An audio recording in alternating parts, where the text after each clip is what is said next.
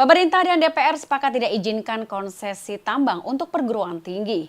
Saudara, dalam rapat Panitia Kerja atau Panja Rancangan Undang-Undang tentang Pertambangan Mineral dan Batu Bara atau Minerba, pemerintah dan DPR sepakat untuk tidak memberikan izin konsesi tambang kepada perguruan tinggi.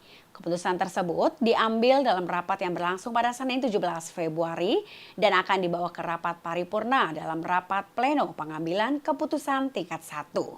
Untuk itu, Menteri Hukum Supratman Andi Aktas mengatakan pemerintah akan menunjuk BUMN, BUMD, dan juga perusahaan swasta untuk mengelola tambang sebagai pihak ketiga yang akan bekerja sama dengan para perguruan tinggi tersebut. Sementara Menteri SDM Bahlil Lahadalia menegaskan bahwa pihak kampus hanya akan berperan sebagai penerima manfaat saja.